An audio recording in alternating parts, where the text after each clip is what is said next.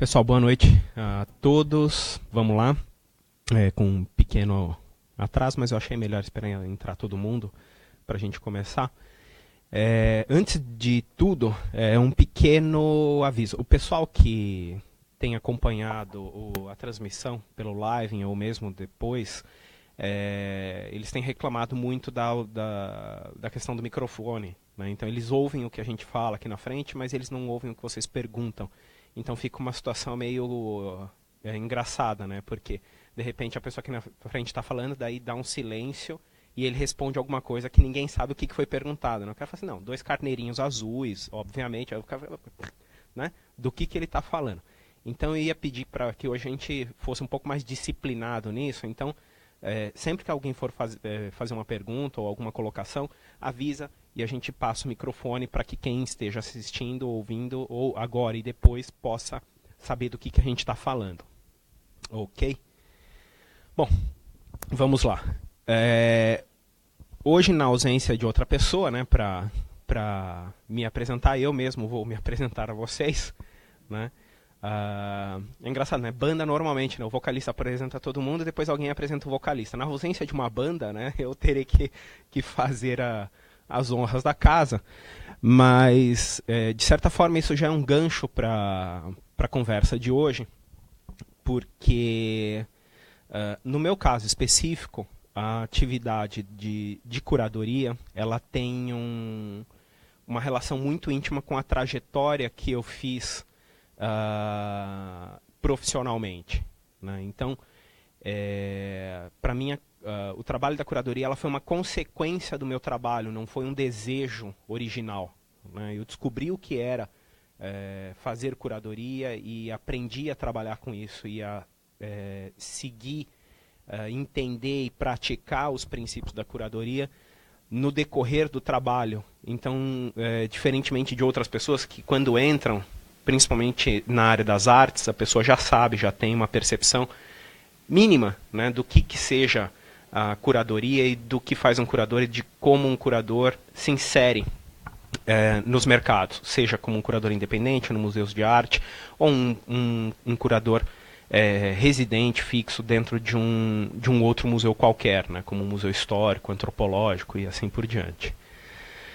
Então,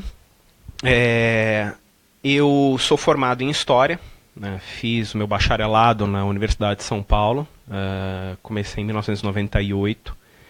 Depois do meu bacharelado fiz o meu mestrado e o doutorado, ambos no programa de pós-graduação em História Social da própria USP, embora minha orientadora fosse do Museu do Ipiranga. E aí começa um pouco a história da minha relação com esse universo. Depois do doutorado, fui fazer o meu pós-doc, e aí o meu pós-doc, diferentemente da minha trajetória até então, especificamente voltado para o estudo de museus, né, e um recorte muito específico, muito técnico, que é da gestão de museus, né. Hoje esse é o meu tema de pesquisa, é o meu tema de trabalho já há alguns anos. Mas a minha interpretação, a minha visão do universo dos museus, das coleções, das exposições e, consequentemente, da curadoria, ela está muito lastreada no campo do patrimônio, porque é de lá que eu venho, né? Em 2004, ainda no final da minha graduação, eu fui convidado para ir trabalhar na área de patrimônio histórico, especificamente com levantamentos de patrimônio, né, para o Ministério da Cultura. Primeiro para o Ministério da Cultura, depois para outros órgãos, como o CONDEFAT em São Paulo, que é o órgão estadual, o IEFA em Minas, o Departamento de Patrimônio Histórico em São Paulo, etc, etc e tal. E também foi uma circunstância muito curiosa, né, como eu entrei nesse universo. Na minha formação, eu sempre tive um interesse muito específico por história cultural, desde o início da faculdade, embora eu não soubesse a início o que era exatamente isso, e eu sempre digo que a história cultural é uma das correntes mais fluídas, mais fugidias, mais difíceis de você conseguir compreender.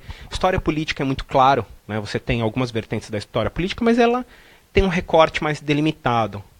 A história econômica, idem. A história social, então, é a área por excelência da história, né? Os estudos sociais dentro da história são aqueles que a gente tem uma tradição mais longa. A história cultural, ela é decorrente, em grande medida, das interfaces da história com a antropologia, que é uma coisa que vai ganhar força depois dos anos 40, 50. Então é uma área, dentro da grande área da história, é uma seção, é um ramo que ainda é mais fluido, né? Ele é mais difícil de você circunscrever. Existem milhares de formas de você fazer história cultural, desde dos tradicionais estudos franceses, né, da escola dos Annales e as gerações subsequentes, até a história cultural feita pelos ingleses ou americanos, que tem um outro recorte muito diferente, um encaminhamento muito diferente. Mas, enfim, estava eu lá no final da minha graduação, interessado em história cultural, flertando com essas coisas e ainda decidindo exatamente o que eu ia fazer na minha pós-graduação. Eu sabia que eu queria trabalhar com história cultural, mas eu não sabia exatamente qual era o meu recorte. Tinha 3 ou 4 grandes temas, grandes áreas, né, grandes problemas que me interessavam. Um deles era a história do imaginário, mas num recorte diferente daquele que o Museu Paulista, do que o Museu do Ipiranga trabalha hoje. Né, uma história do imaginário muito próximo do que os franceses faziam, né, com, por exemplo, Philippe Arrier, né, nos estudos sobre o imaginário da morte, ou do imaginário do purgatório, com Jean Delumeau, e assim por diante. O Museu Paulista ele tem um recorte, como vocês viram com a Solange, é uma interpretação do imaginário que ela é lastreada na materialidade. Né? Toda história é lastreada na materialidade. Não existe nada que não seja lastreado na materialidade. Mas nesse caso, no caso do Museu Paulista, existe o que a gente chama do suporte. Né? A fotografia, o quadro, a tela, o desenho, a representação, o selo, a impressão, ela é um suporte para esse imaginário. O que eu queria fazer naquela ocasião era diferente disso. Era uma história do imaginário muito mais ligada aos hábitos, ao cotidiano, ao relacionamento das culturas com determinados aspectos da mentalidade. Eu também me interessava na ocasião por história da alimentação, né? Em grande parte por ter tido um grande professor que foi diretor do museu, né, do Museu do Ipiranga, o Piano Toledo Bezerra de Menezes, que nos últimos anos, nas últimas décadas, desenvolveu uma área de pesquisa voltada para isso. Né? Foi um dos pioneiros a estudar a história da alimentação no Brasil, embora não seja a área de excelência dele. O Piano é um classicista especializado em Grécia, veio da linguística e depois migrou para a arqueologia. Era uma outra possibilidade, inclusive de fazer o meu mestrado com o próprio Piano. Uma outra possibilidade era estudar com Nicolau Sevchenko, né, que também era meu professor na ocasião. Como vocês podem ver, todo mundo ali, né, com o pé na história cultural. Né, e aí a ideia é trabalhar com o Nicolau, eventualmente era trabalhar com o imaginário de brasilidade, com a ideia de formação disso que a gente entende hoje como sendo cultura brasileira, que é uma construção. Né. Enfim, por N motivos eu estava nessa dúvida, né, se eu casava ou comprava uma bicicleta. E, embora esses temas todos tivessem a ver com o que me interessava, com aquilo que eu fazia, e um certo dia, 1h da madrugada, toca o telefone em casa, eu já penso quem morreu, né? Um amigo arqueólogo, perguntando se eu tinha disponibilidade para desenvolver uma pesquisa no interior de Pernambuco. Eu falei, legal, ótimo. Nessa época eu estava dando aula, estava estressado, estava de saco cheio, né? Estava num problema, numa crise de relacionamento com o sistema escolar. Né? Sempre gostei muito de dar aula, mas eu tenho uma intolerância física ao sistema. Principalmente com coordenadores. Né? Escolas funcionariam muito melhor sem coordenadores. Né? E, é claro, tem bons coordenadores, estou brincando, estou exagerando. Meu próprio compadre, que fez a trajetória dele, é um excelente coordenador pedagógico. Mas, enfim, eu estava nesse momento. Aí ele me liga e falou: você tem disponibilidade, etc. Eu falei assim: olha, me interessa. Eu tenho um problema porque de segunda a sexta-feira eu tenho que bater cartão na escola, né? Mas se for um estudo, um trabalho remoto, eu posso fazer. Eu falo: então faz o seguinte, você pega para fazer essa primeira etapa e depois a gente conversa, porque implicaria talvez numa ida a campo e uma permanência de algumas semanas no interior de Pernambuco. Eu falei: ok. Comecei a desenvolver o trabalho, etc. Algumas semanas depois, ele me liga e ele falou: olha, realmente vai ter a etapa de campo em Pernambuco e a gente precisa que você vá. Eu falei: tá bom. Então eu vou pedir uma licença na escola. Eu tive sorte de ter uma diretora compreensiva. Ela me deu uma licença de um mês para ir fazer esse trabalho. Bom, embarquei para Pernambuco, a gente desceu em Petrolina, pegamos os carros, de lá a gente foi para uma cidade chamada Salgueiro, de Salgueiro a gente foi para Exu, Araripina, Pedra Branca, Piquet Carneiro, Senador Pompeu, enfim, toda aquela região do sertão pernambucano. Depois de lá a gente foi para o sertão do Cariri. E eu lembro nitidamente até hoje, a gente estava no meio de uma eleição municipal. Então era muito engraçado, porque chegava a praça da cidade, que é o grande ponto, né, de reunião das pessoas. O candidato pegava, colocava, montava um palanque, botava um DVD do Calcinha Preta para tocar, lotava a praça, distribuía cerveja e depois ele subia e dava o recado dele, né, que não durava mais do que 5 minutos. Né? Então a gente estava num dia desse, numa cidade chamada Independência, que é muito sintomático, no Ceará. E aí esse meu amigo à noite, a gente está na praça sentado lá, tomando cerveja, assistindo, né, o DVD do Calcinha Preta, na falta de outra coisa para fazer. E aí ele vira e ele falou: olha, o trabalho tem decorrido muito bem, tem tudo dado muito certo, e a gente queria saber se você gostaria de ficar como nosso historiador fixo na equipe, né? Doravante. Aí eu falei: bom, uma coisa era eu conseguir 30 dias de licença, né? Outra coisa é eu abandonar. E aí tem uma chave, né, que você muda, né? Eu venho de uma família de metalúrgicos. Então a ideia de você sair de um sistema absolutamente protegido, paternalista em grande medida, e com todos os conflitos que o regime de trabalho implica naturalmente, mas você sai de um regime no qual você sabe exatamente o que você vai fazer todo dia. Você vai levantar, você vai pegar o seu transporte, vai chegar no seu trabalho, vai bater cartão, vai fazer o seu trabalho, vai parar para ir no banheiro, vai parar para almoçar, jantar, vai voltar para sua casa e esperar o dia seguinte.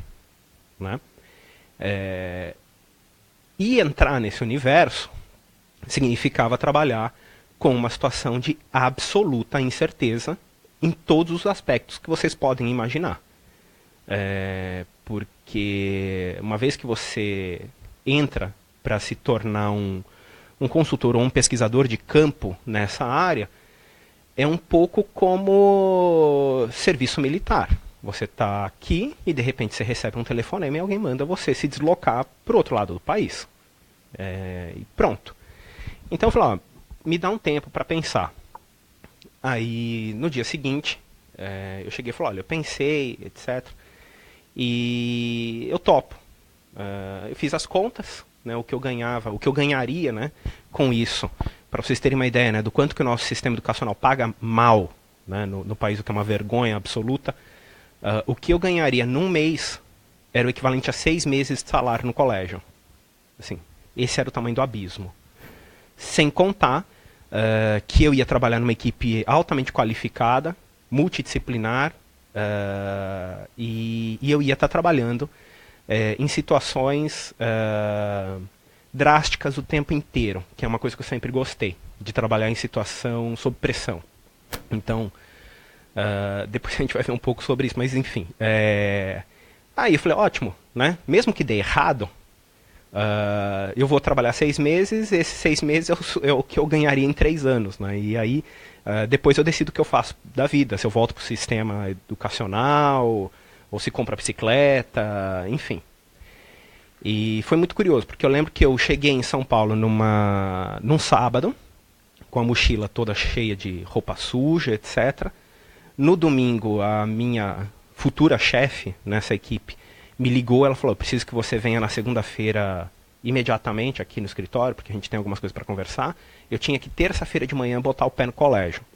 Na segunda-feira eu cheguei na sede da empresa, e aí ela me disse, olha, ela voltou com aquela história, a gente gostou, a gente gostaria que você ficasse, deu super certo, etc e tal. E a gente queria saber se você quer ficar. Eu falei, sim, eu já tinha falado. Ela falou assim, ótimo. Porque como a gente já sabia que você ia aceitar, ela abriu uma gaveta. Falou assim, aqui está a sua passagem, você está embarcando em 24 horas para Alagoas. Você tem 24 horas para resolver sua vida.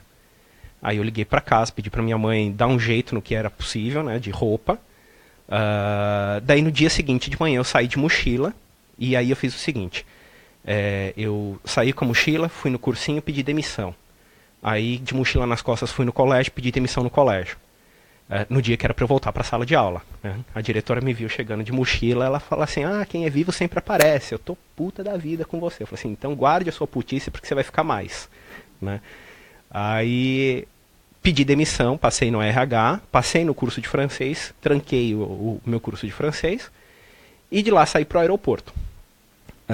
Desse dia até hoje, eu passei por aproximadamente 120 projetos do Ministério em várias regiões, em absolutamente todos os pontos do país, desde a Cabeça do Cachorro, São Gabriel da Cachoeira, no Rio Negro, até Sete Povos das Missões, e sempre em situações muito complicadas. Então agora, para vocês terem uma ideia, eu sou um dos responsáveis pelos estudos do impacto em Mariana, né?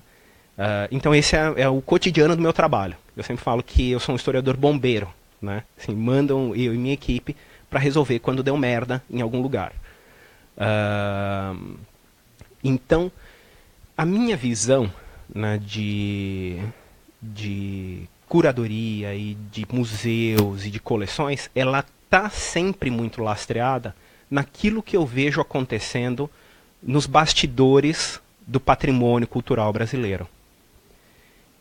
E chegar até a curadoria, para mim foi a curadoria e o que é o tema, né, da nossa conversa hoje, que é a importância da difusão científica e essa transição entre a produção de conhecimento e a difusão do conhecimento, foi uma conclusão sobre a necessidade que nós temos de desenvolver outras ferramentas de proteção do patrimônio cultural brasileiro, além daquelas que já existem e aquelas que são tecnicamente aplicadas, ou legalmente aplicadas, como as medidas cautelares, né, de tombamentos ou registros, etc, etc e tal, que historicamente se mostraram insuficientes para garantir a preservação, a manutenção e a permanência do patrimônio cultural brasileiro, né? O meu cotidiano, basicamente, é cuidar das merdas que acontecem porque a gente não tem políticas eficientes, eficazes, as políticas não são aplicadas do jeito que deveriam,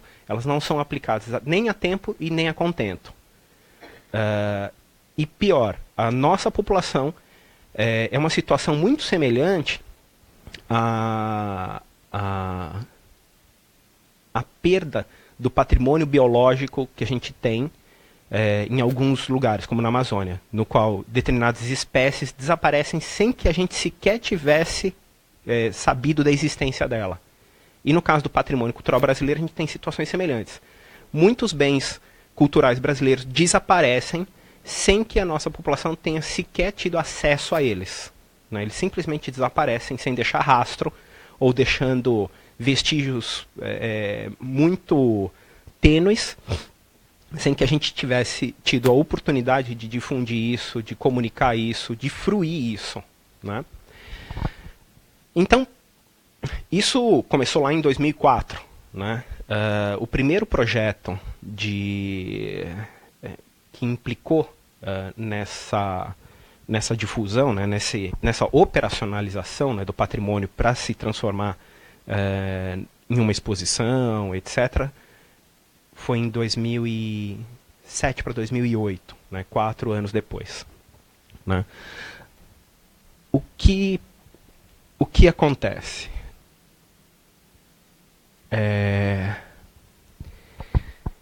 tem uma coisa da reflexão que a gente fazia sempre em campo, que era sobre a função daquilo que a gente estava fazendo, né? E a gente passa hoje por um momento muito complicado na história da cultura brasileira, no qual o diálogo se tornou uma coisa muito truncada, né? E as pessoas elas estão mais dispostas a falar do que ouvir. Então, esses últimos meses, por exemplo, eles demonstraram o quanto que a nossa compreensão do que a área cultural faz, para quem faz, como faz, é profundamente desconhecida pela população brasileira. Assim, os dados do Ministério da Cultura a respeito do hábito cultural brasileiro, né, do hábito do consumo cultural brasileiro, melhor dizendo, posto que o IBGE não se debruça sobre questões de gosto, ele se debruça sobre questões de consumo, os dados são assustadores, né? Embora o último censo cultural já tenha mais de 10 anos, mas ele os dados não mudam muito, né? A gente não teve nenhuma mudança radical a ponto de invalidar o último censo cultural. De cada 10 brasileiros, 8 nunca pisaram no museu. De cada 10 brasileiros, 6 nunca pisaram num cinema. De cada 10 brasileiros, 7 ou 8 nunca entraram para ver uma peça de teatro. E se você vai para outras áreas que são ainda mais específicas, como balé e música erudita, então a gente está falando de fração. A gente está falando de menos de 1%, menos de 5% da população. Por isso também, e a gente tem uma série de falhas, né, também no nosso sistema de fomento e de difusão da cultura brasileira. Por isso que a gente vê cotidianamente gente atacando instrumentos do sistema cultural brasileiro, como a Lei Rouanet. A Lei Rouanet tem N problemas. N. Né? Mas o grau de desconhecimento a respeito dos instrumentos e do funcionamento do setor da cultura brasileira é tão grande que as pessoas sequer sabem que a Lei Rouanet é uma e a audiovisual é outra. Então a maioria das pessoas ataca a Lei Rouanet por abusos que ocorrem com a lei do audiovisual. Né? Então o cara fala assim, você acha justo usar dinheiro da Lei Rouanet para fazer o filme da Globo? Não, ninguém usou dinheiro da Rouanet, o cara usou audiovisual. A Rouanet não tem nada a ver com isso. Os limites para a Rouanet, inclusive, são relativamente baixos, né, para você poder rodar filmes, etc. e tal. E tem problemas. Claro que tem problemas. Mas isso eu atribuo, em grande medida, a um desconhecimento da população brasileira a respeito do funcionamento da cultura, das regras, das leis, do aparato legal que a gente tem, do sistema, de como funciona, das lógicas, das razões. É claro que as coisas precisam ser reformadas, elas precisam ser melhoradas, precisam ser aperfeiçoadas, precisam ser corrigidas. Mas é a velha história, como a gente falava na academia, né? Você não pode jogar criança com a água do banho. Né? Então, isso ocorria o tempo inteiro com patrimônio. Então, por exemplo, agora mesmo a gente está com um dilema gigantesco em Minas Gerais. Isso dá um pouco da dimensão da encrenca. O Estado de Minas Gerais tem uma política que é o ICMS cultural. O que acontece? Os municípios eles criaram um roteiro, né? O IEF, o Instituto Estadual do Patrimônio Histórico e Artístico. Então, o que acontece? O município ele tem que organizar o seu setor cultural, principalmente a área de patrimônio. Então isso tem um passo a passo. Primeiro você faz um inventário, um plano de inventário, depois você faz um inventário. Depois que você fez o inventário, você cria políticas para cada um daqueles bens culturais. Você determina tombamento daquilo que precisa ser tombado. Você cria restrições porque precisa ter restrições. Enfim, você vai montando isso ao longo dos anos. E toda vez que o município avança nessa política, e isso tudo é controlado ano a ano, através de relatórios enviados, o município ganha uma pontuação e essa pontuação dá direito a ter um repasse maior de verba do governo estadual. Ótimo, né? É o que a gente chama, o que chamaria em economia de alinhamento dos incentivos, da política de incentivos. Né? Eu estou incentivando a pessoa, estou premiando ela para ela ter um bom comportamento, ao invés de punir quem tem um mau comportamento. Isso é inteligente, isso funciona. Assim, teoria moderna trabalha com esse princípio. Bom, o que os municípios passaram a fazer? Quanto mais patrimônio eu tiver, mais dinheiro eu recebo.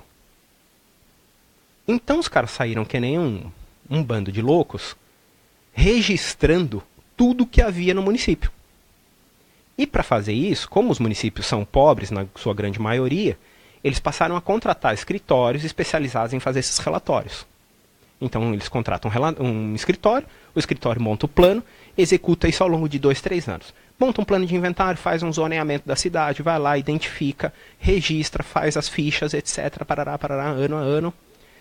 E o município, na lógica dele, falou assim, tá, eu estou gastando 10 para fazer um inventário, mas se eu receber 30 de repasse pelo sucesso do inventário, eu tenho 20 de lucro, que obviamente ele tem que reinvestir na área de patrimônio. Mas é uma forma do município investir em cultura sem ter receita, posto que as receitas municipais são sempre muito ruins, muito baixas, e a estrutura dos municípios, o município é o ente federativo mais frágil.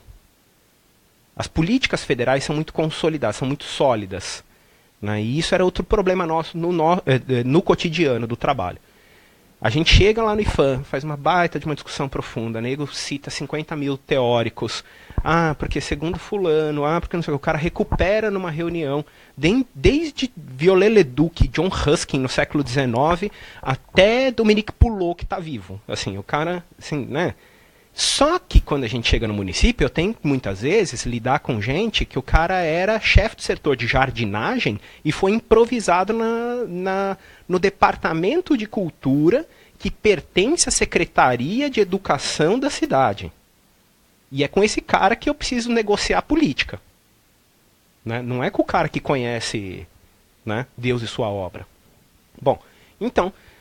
o Minas Gerais pensou essa forma, né, de você fazer repasse e a pouco você vai forçando também os municípios a se profissionalizarem, a conhecer mais sobre cultura, etc. e tal. Bom, até aí tudo perfeito, tudo ótimo. O problema é que essas empresas começaram a cobrar, essas empresas que prestavam consultoria para os municípios, passaram a cobrar por sucesso. Bom, então, se o relatório tiver mais sucesso, você recebe X. Né, você ganha tanto. Se tiver menos sucesso, não ganha nada. E assim por diante. Então, as empresas passaram a registrar um monte de coisa. Então, e agora a gente se debruçou sobre isso, porque uma das coisas que a gente teve que fazer, para começar a história lá em Mariana, né, o desastre, né, o rompimento da barragem, promoveu 700 quilômetros lineares de destruição. Começa em Mariana e termina no oceano. São 42 municípios diretamente afetados. Uma população de aproximadamente 1,5 milhão de habitantes. A gente tem na área atingida 5 terras indígenas, 6 quilombos registrados, população caiçara, pescadores tradicionais, sem contar outras coisas. O levantamento prévio que a gente fez, a gente identificou mais de 5 mil eventos culturais.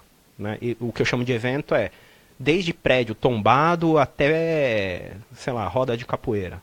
Né? Porque a gente tem que fazer esse rastreamento, né? Passar esse raio-x. Por que tem esse número tão elevado? Porque o cara chegava, por exemplo, uma cidade, Governador Valadares, foi atingida. Em Governador Valadares, alguém teve a brilhante ideia de tombar o centro inteiro. Brilhante ideia. Assim, só em Governador Valadares são 600 imóveis. 600. Mas eles não foram tombados, eles foram identificados. Bom, o que acontece na legislação brasileira? A gente tem várias figuras cautelares. Né? A cautela é aquilo. Você não pode fazer tudo que você quer. As restrições cautelares, as medidas cautelares, elas vão desde do registro, né, de falar, ó, antes de fazer alguma coisa você precisa falar comigo, até o tombamento, que é a mais rígida das figuras, que é, você não pode mexer nisso. E aí, entre uma coisa e outra, você tem vários níveis. O problema é que essa figura do registro, ela não está prevista na lei. O tombamento está. Quer dizer, o registro, a identificação, né? O registro ele existe para bens imateriais, mas aí é uma outra história. Aí o que acontece? A gente tem uma figura nessa história toda, para complicar, que é o Ministério Público, que tem a função de fazer cumprir a lei.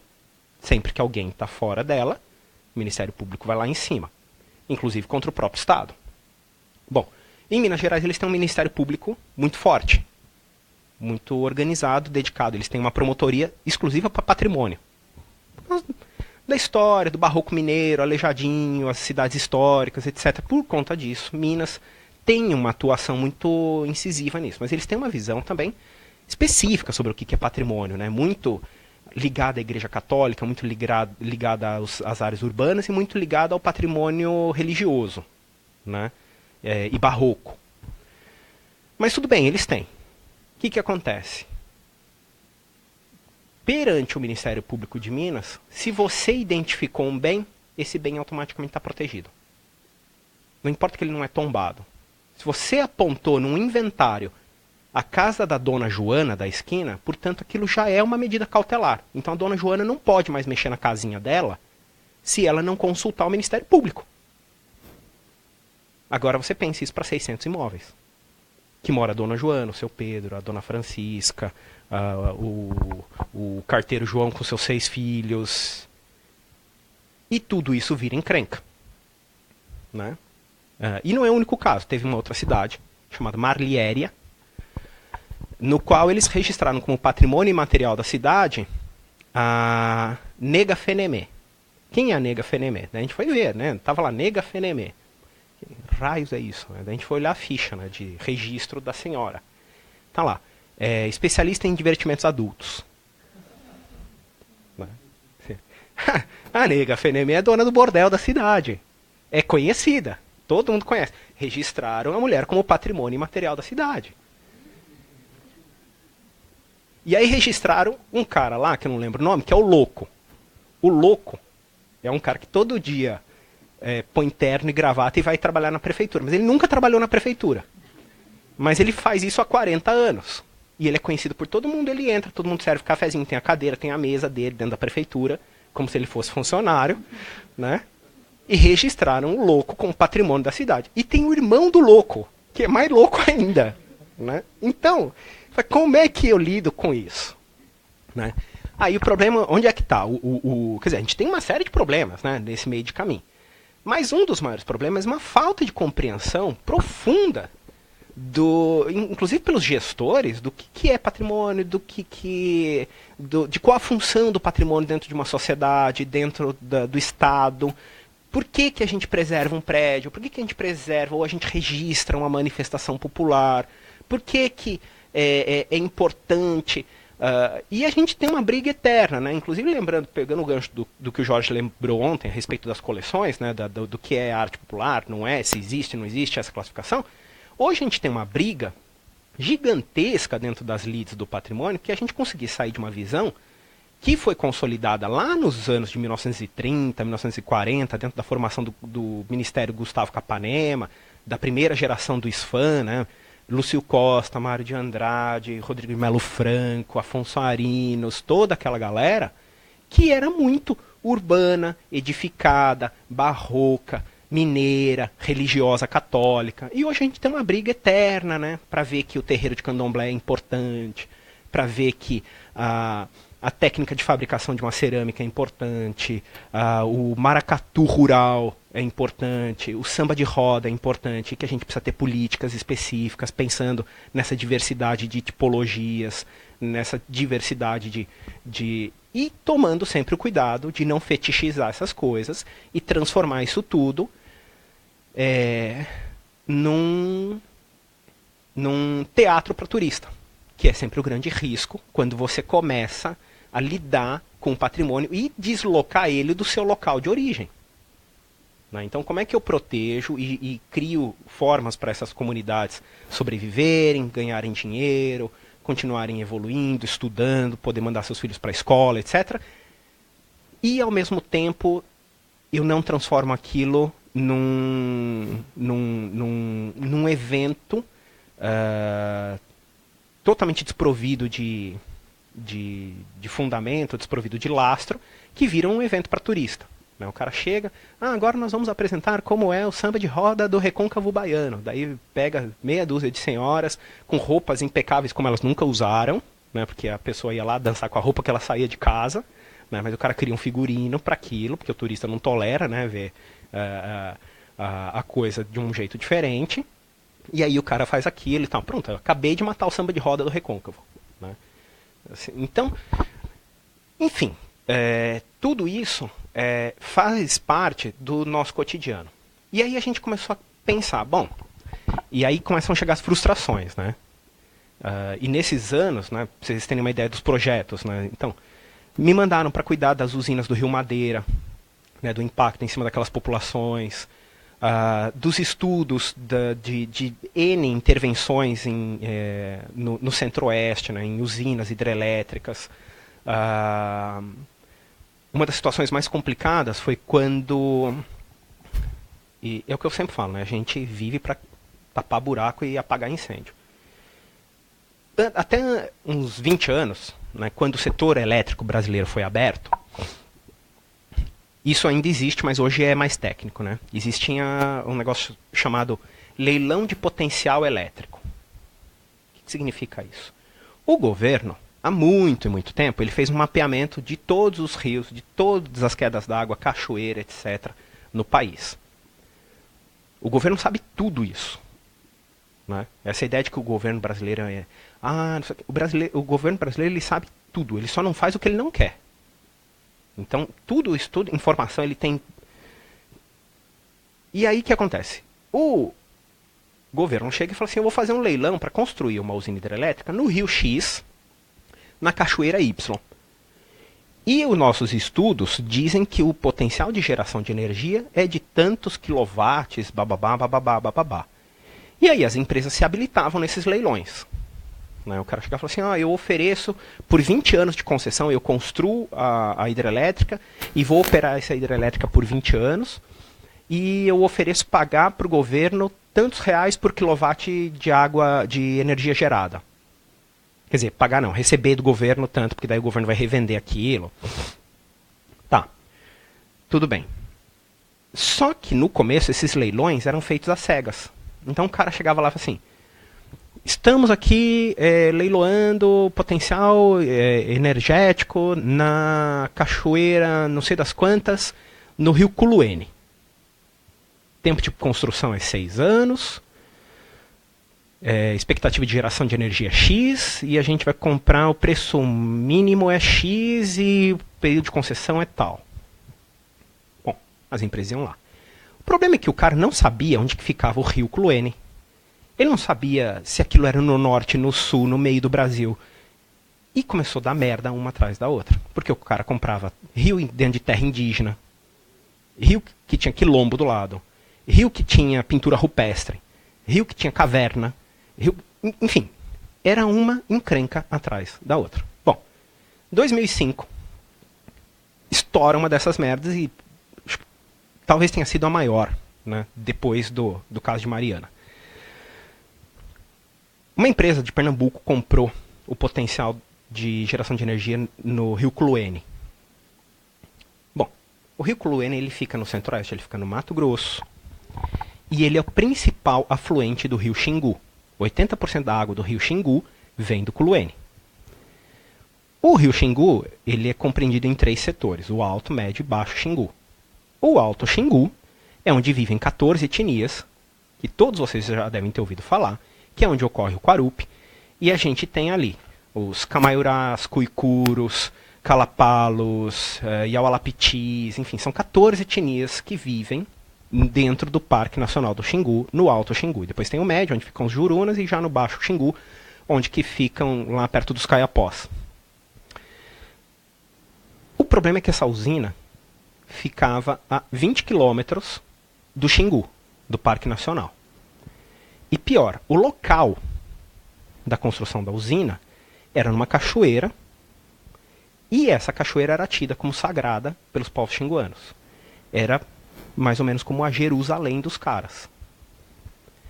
Porque para eles, essa cachoeira é onde teria ocorrido o primeiro Quarupi, o que eles chamavam do Moquém do Sol, né, onde o Sol e a Lua fizeram o enterro do pai, etc. Parará. Porque é uma formação geológica que tinha umas grandes panelas que realmente pareciam um lugar de cozer peixe. Só que na criação do Parque Nacional do Xingu, na época do governo de Jânio Quadros, essas áreas que tinham sido identificadas para estar dentro do parque foram retiradas do parque, a contragosto dos Vilas Boas, né, que tinham participado da delimitação. Então, o parque ficou dentro, mas 3 das 4 áreas sagradas dos xinguanos ficou fora. Bom, os caras chegaram lá, montaram o canteiro de obras. Primeira coisa que eles fizeram, como é que você constrói uma hidrelétrica? Né, vocês já viram? Primeiro eles construem um canal de secamento, um canal adutor. Ou seja, eles abrem um canal lateral para secar o rio para poder construir.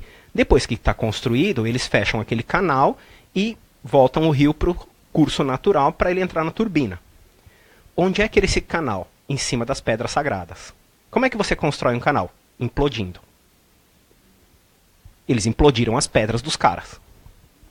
Bom, em 48 horas, tinha 800 indígenas dentro do canteiro de obras, tinha feito todo mundo refém, tinham quebrado o canteiro de obras inteiro.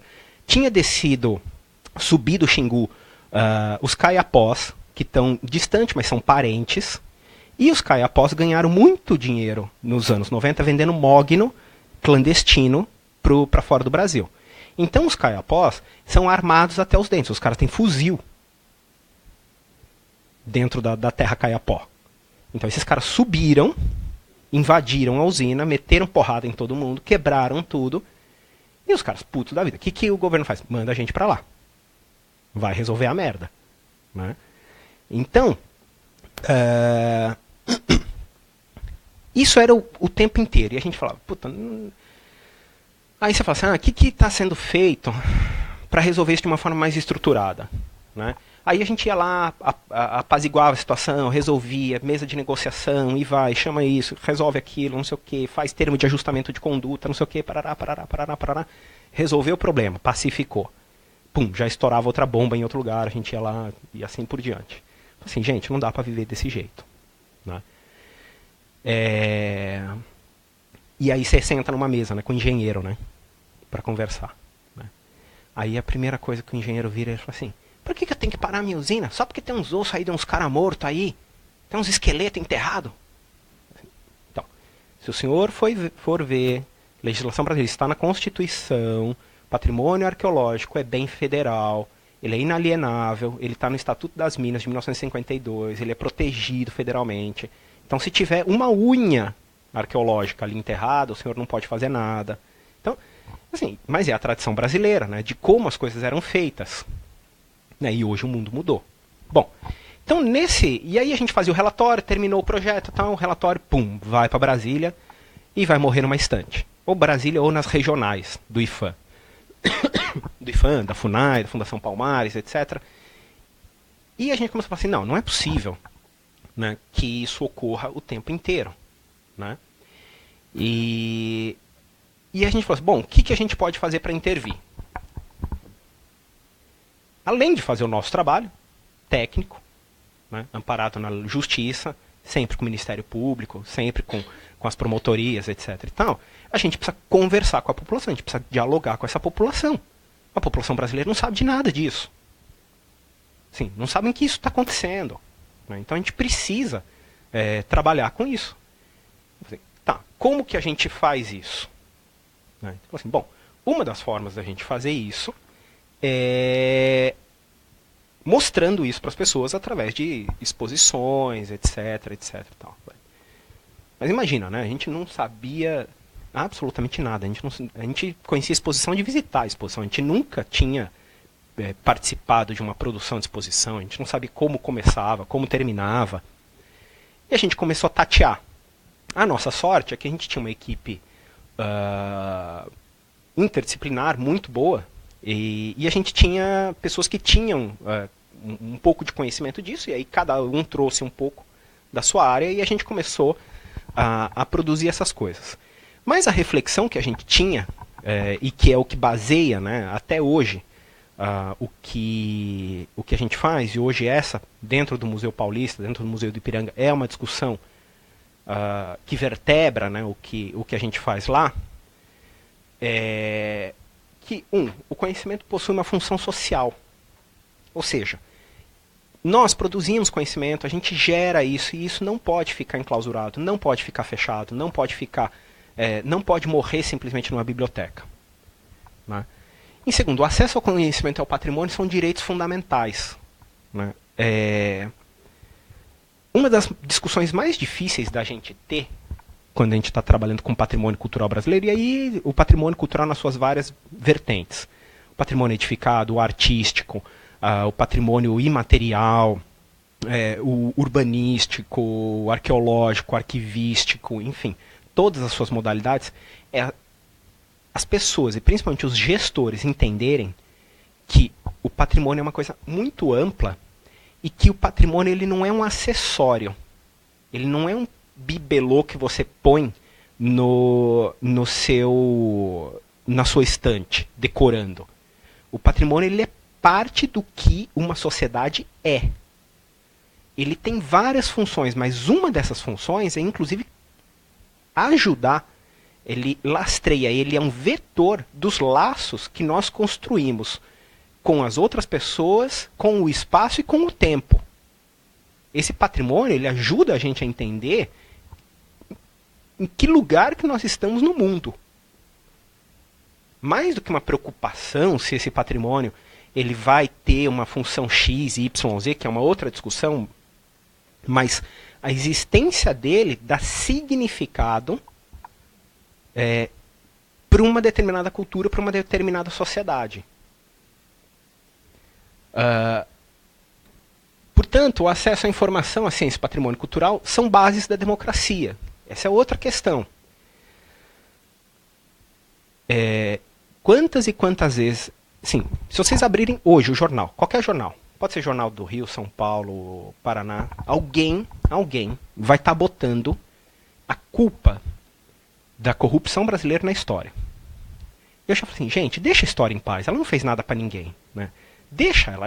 A história não é culpada de nada disso. Assim, porque se a gente partir desse princípio, né, a gente vai concluir que todos os países deveriam ser corruptos. Ou todos os países deveriam ter problemas sociais. Porque todos os países tiveram problemas ao longo da sua história. Mas as culturas tomam decisões diferentes no decorrer dessa história. Então, e colocar a culpa na história é sempre uma fuga do presente. Né? Você escapa do presente, joga para o passado, é a mesma coisa. É tão mau caráter quando você olhar e falar assim, o futuro do mundo está na mão das crianças. Não, não está. A criança é criança. A criança brinca, vai para a escola. Né?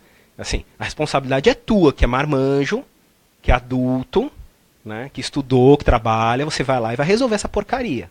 Né? Eles não têm nada a ver com isso. Então é a mesma coisa. A história... Então a gente tem uma fuga eterna, né? do presente. Então, entender esses processos, e o patrimônio ele existe para isso, né, ele ajuda a gente nisso, é base da construção de uma sociedade democrática. Né? Inclusive no respeito da sua diversidade. Né? O acesso aos mesmos é base para o desenvolvimento de uma sociedade sadia e mais compreensiva. Aí chegamos a um ponto que afeta diretamente os museus hoje. Né? Museus, coleções, exposições. Né? Tem um amigo, arquiteto, trabalhou comigo na área de patrimônio há muito tempo, mas faz algum tempo que a gente não trabalha juntos, que é um cara, gente boníssima, assim, um cara do bem, excelente arquiteto, desenha fantasticamente, aquela coisa do desenho tradicional, aquela coisa do desenho técnico de arquitetura ainda, né? Parece Lúcio Costa desenhando, coisa fantástica. Mas o Everaldo é um cara profundamente religioso, católico, assim, todo ano vai em Aparecida, né? Faz... Ótimo. Puta. Bom, quando teve aquela encrenca do Santander lá no Rio Grande do Sul, da exposição Queer Museu, o Everaldo pegou e escreveu, falou, isso é um absurdo, porque não sei o quê, que papapá, enfim. Repetiu, em grande medida, as baboseiras que falaram na época. Aí eu falei pra ele, escrevi, falei assim, Everaldo, você viu a exposição? Você assistiu? Porque eu tenho curiosidade de conhecer alguém que viu a exposição, né? Porque eu não pude ir para Porto Alegre, então eu não vi, eu só estou vendo o que as pessoas estão falando de outras pessoas que viram. Você viu? Ele falou assim, não, eu não vi. Bom, a gente já tem um problema, né? Então você está falando de algo que você não viu, né? Falou, não, mas lá dentro tem isso, e tem aquilo, e tem não sei o que, e tem pedofilia. Só que eu falei assim, não tem, você viu. Se você não viu, você está falando porque alguém viu, alguém diz que viu. Aí, conversa vai, conversa vem. Aí ele chegou num ponto que ele virou e falou assim, mas tem coisas que são ofensivas à minha fé. Porque tem um Jesus Cristo XYZ, sei lá. Aí eu falei, bom, eu acho que não. Mas, mesmo assim, Everaldo, vamos supor que tivesse. Essa pessoa tem o direito. Embora exista uma figura, né, que é da intolerância religiosa, né, na Constituição, na lei, etc., mas não configura. Você fazer uma sátira com alguém da outra fé, tecnicamente não é crime. Aí ele falou, não, mas eu vou ter que esperar o quê? Daí ele escreveu exatamente, eu vou ter que esperar o quê? Alguém vir e cuspir na minha cara? Eu falei assim, então, exatamente com esse argumento que você está usando, há algum tempo, algumas pessoas entraram na redação do Charlie Hebdo e fuzilaram um grupo de jornalistas. Porque elas diziam exatamente a mesma coisa que você está falando. Mas é diferente. Eu falei, não é diferente. A única diferença é que aqueles caras tinham um fuzil na mão e você não tem. Essa é a única diferença. Porque o seu discurso é exatamente igual de outras intolerâncias. Então, o que acontece? O conhecimento ele tem que entrar nesse momento, não é para ilustrar, pô, que cara mala, né? Que saco, né? Porra, pegou amigo para fazer pregação? Não é isso, né? E nem acho que seja essa a função da coisa. Mas o problema é que essa operação de deslocamento de lugar e de visão no mundo é uma das funções que se espera da produção do conhecimento, de quem é um professor universitário, de quem é um pesquisador, de quem é o mínimo que se espera, né? Às vezes alguns amigos pegam e me escrevem, pô, mas você arruma umas encrencas, hein? Você compra umas brigas. Eu falo assim, mas faz parte do meu métier. Assim, eu sou um acadêmico, a minha função é criar problema, não é... Assim, então, tem uma função envolvendo isso tudo, né, envolvendo conhecimento, envolvendo as operações com o patrimônio, com a cultura, que é de você ajudar essa sociedade a se comportar de uma forma mais tolerante, de uma forma mais inteligente, de uma forma mais sábia, né, mais madura. E sempre lembrando, isso é uma coisa que eu aprendi com a minha orientadora, os estados não estão prontos. E do mesmo jeito que como os estados estão prontos, as sociedades e as culturas também não estão prontas. Elas estão cotidianamente se recriando e se reinventando. Então, o fato da gente ter conquistado alguma coisa em um determinado momento não significa que esse mesmo valor ou essa mesma conquista vai permanecer para o resto da eternidade. Não é um título de jazigo que você compra e é jazigo perpétuo, né? Então, cotidianamente, você precisa lembrar as pessoas e lembrar a sociedade que existem esses conflitos e de como que a gente media esse conflito numa sociedade democrática, né? E por fim, a democratização da ciência e do patrimônio cultural é ferramenta para o desenvolvimento da curiosidade, da educação e, portanto, passo importante para o desenvolvimento humano, social e diminuição das desigualdades. Aí tem outra coisa, outra conclusão nossa, né, ao longo desses anos todos de trabalho. E aí volta um pouco do comentário que eu fiz ontem a respeito do comentário do Paulo Reckenhoff a respeito de São Paulo ter colonizado o Brasil. Enquanto você achar que só um determinado tipo de patrimônio, um determinado tipo de cultura é válido, sempre vai ser assim, um tem e o outro não tem.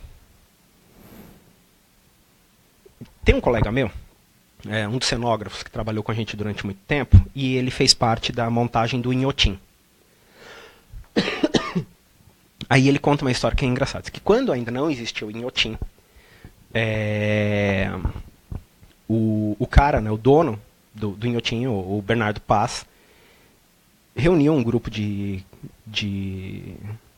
colegas, conselheiros dele, que ajudavam ele na aquisição de obras de arte, etc. E ele falou para os caras, ó, eu quero montar o maior museu de arte moderna do mundo. Aí alguém virou para ele e falou assim, eu acho que não vai dar. Daí ele falou, não, mas como? Né, aquela coisa do cara que tem muito dinheiro, né? Falou assim, como? Manda buscar, quanto custa? Eu falei assim, então, já fizeram isso antes, né? Tipo, tem um negócio chamado MoMA, né? Não sei se você conhece, né? Mas, tipo, não vai dar para competir com os caras, né? Assim, os caras, né? Assim, 20% do que havia eles compraram há muito tempo, né? Então, se você quiser ver o Demoiselle d'Avignon, você tem que ir no MoMA. Se você quiser ver os músicos de jazz do Picasso, tem que ir no MoMA. Se você quiser ver o Noite Estrelada de Van Gogh, você vai ter que ir no MoMA. Se você quiser ver Frida Kahlo, né, e os muralistas mexicanos, vai ter que ir. Então, assim, alguém já fez isso, né? E esses caras não estão dispostos a vender. Eu falei, então o que eu posso fazer? Daí alguém lembrou, falou assim, mas se você quiser montar o maior museu do mundo de arte contemporânea, ainda dá. Né? Aí o cara pegou e falou, beleza, quanto custa? Né? E aí nasceu o Inhotim, né? Com todos os problemas que existem e que afloraram coisas que a gente já sabia há muito tempo, né? Eu lembro de uma discussão uma vez com um mineiro, e aí eu falei assim, mas Inhotim tem uns negócios meio estranhos, né? Então, envolvendo dinheiro, financiamento, umas coisas meio... Daí o cara falou, não sei se não sei se o processo é limpo ou não é, mas se não for, pelo menos usaram isso para fazer um museu. Esse argumento não é muito bom, né? Muitos crimes na humanidade foram feitos com argumentos desse, né? Então, mas enfim, tudo isso para dizer que existe uma função, né, no tipo de sociedade que a gente quer construir e que está muito ligado à atividade que a gente executa, tanto na produção do conhecimento quanto na difusão desse conhecimento, na fruição, e aí entra especificamente os casos dos museus e exposições. Eu não sou um cara embora já tenha participado de alguns projetos de arte, especificamente, mas como diria o Claudinei, né, para quem é pedreiro você só vê martelo pela frente, sempre a gente acabou dando um viés histórico para as exposições de arte que a gente acabou se envolvendo. Mas todos os projetos, rigorosamente, e nesses anos todos, a gente está completando alguma coisa na casa de 50 projetos realizados, né, desde 2007. O primeiro projeto que a gente montou foi uma exposição de um fotógrafo do século XIX chamado Militão Augusto de Azevedo. O Militão, ele foi o primeiro cara a fotografar a cidade de São Paulo, em meados, né, do século XIX. No último momento no qual São Paulo era uma cidade pequena, provinciana, né, uma cidade de poucas ruas, sem calçamento, uma cidade... Oi? São Paulo. Isso no meados do 19, né? Aí depois disso é um boom, né? Assim, e tem um dado curioso, né? Porque São Paulo é uma cidade que durante alguns anos, uma década, foi a cidade que mais cresceu no mundo populacionalmente, né? Ela saltou de poucas centenas de milhares no século XIX para 2, 3 milhões já no começo do século XX. Então, assim, o Militão foi o último cara a fotografar essa cidade pequena, né? Essa cidade ainda provinciana. Bom, então o primeiro projeto que a gente montou foi do Militão. Depois vieram uma pancada de outros, mas todos os projetos, eles tinham a preocupação em fechar um ciclo de produção e difusão do conhecimento, que era em cima dessa reflexão, né? Então,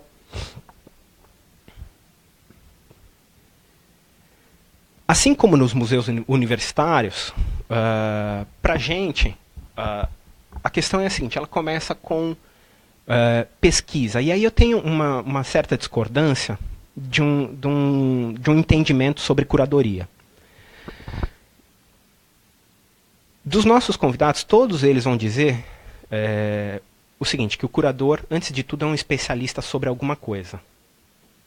Né? Até por conta da acepção, né? Aquele que cuida, aquele que, né, que gerencia uma coleção, seja durante um tempo, seja durante muito tempo, como no caso dos museus. Eu acho que é um pouco diferente. O curador é alguém que se especializa em alguma coisa. E essa coisa talvez não seja para sempre. Talvez essa especialização seja para uma atividade específica durante um tempo. Ele não precisa... Porque se você partir do princípio que ele só é especialista naquilo, o reaproveitamento do conhecimento desse cara é muito restrito. Né? Então, tudo bem, se o cara... eu tenho um especialista em Militão Augusto de Azevedo. Quantas vezes na vida eu vou voltar a mobilizar esse acervo? Então, é claro que o curador tem aquela área que ele se debruça, que ele se dedica, que ele entende mais, que ele pesquisa mais. Mas ele tem que ter flexibilidade.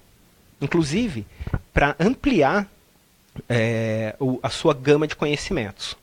De qualquer forma, todo o processo, né, envolvendo o patrimônio e os bens culturais, principalmente dentro de museus, eles começam com pesquisa, eles passam pela proteção.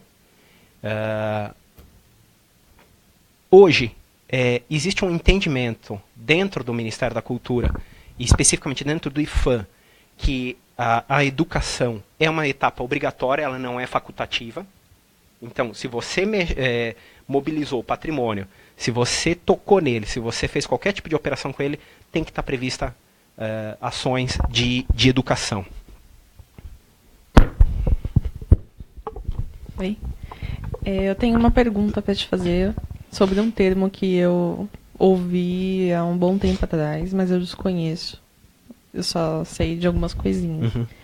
Que disseram que existe um conceito de museu territorial, que seria você abarcar todos os bens patrimoniais de uma cidade ou território e transformar. Você pode... o que é isso? Uhum. Enfim, é que eu não sei. Sim. Só é uma pergunta mesmo. Bom, o conceito de museu de território foi criado há uns 10, 15 anos, mais ou menos, por um grande especialista de museus francês. Me escapou o nome dele agora, mas enfim, eu estou... Oi? Devarine. Hugues Devarine. Exatamente, obrigado. E, a rigor, a ideia é um pouco isso. Mas ela é um pouco mais sofisticada. Não é apenas que você tem todos os bens de um determinado território, mas que o próprio território é um bem. Porque o que acontece? Então, isso acompanha um pouco a evolução do conceito de patrimônio dentro da Unesco. Né? Quando a Unesco foi criada, lá em 1948, a concepção, a percepção de patrimônio é que o patrimônio era um bem isolado. E eles criaram algumas categorias. Monumentos, centros históricos, edificações e alguns bens paisagísticos. Né? Então, até a década de 90, para você ter o reconhecimento de que alguma coisa era um patrimônio da humanidade, você precisava se enquadrar numa dessas caixinhas. O que é a igreja tal? A igreja tal é urbanístico? Não, não é. Ela é um bem natural? Não, não é. Ela é um monumento? Não, não é. Então o que é? Edificação. Então, pum, caiu dentro da caixinha de edificação. O marco de Greenwich, em Londres. O que ele é? Ele é uma edificação? Não, não é. Ele é um urbanístico? Não, não é. O que ele é? Um monumento. Então, pum, vai para dentro da caixinha de monumento. Só que isso dava muito problema. Dava muito problema, e a gente tem sempre que lembrar que todas as operações envolvendo cultura são operações políticas. As operações envolvendo patrimônio cultural são políticas, as operações dentro de um museu são políticas, as operações envolvendo exposições são políticas, e é importante que as pessoas que mexem com isso, sejam curadores, conservadores ou pesquisadores, saibam dessa dimensão política e saibam como se comportar diante delas. Por que eu digo isso? Porque a mudança de concepção que vai desembocar, por exemplo, na criação desse conceito de museu de território é eminentemente política. Porque o que acontecia? A política tradicional de patrimônio, ela foi desenhada, ela foi burilada por especialistas europeus, principalmente franceses e italianos, que são os caras que inventaram, né, ingleses também em alguma medida, mas são os caras que inventaram a coisa do restauro, a coisa da proteção lá no século XIX, etc. e tal. Então era uma concepção de patrimônio que ela era muito material e muito fundada na coisa do espetacular. Por exemplo, se a gente comparar São Paulo, o centro histórico, com o Rio, São Paulo praticamente não tem nada. Sim, botaram tudo para baixo, inclusive com a anuência do IPHAN. Por quê? Porque na cabeça daqueles caras do IPHAN da primeira geração, de Lúcio Costa, que eram muito alinhados com esse pensamento da Unesco, por exemplo, era a mesma linha de pensamento, essa igreja aqui, o padre já mudou o altar.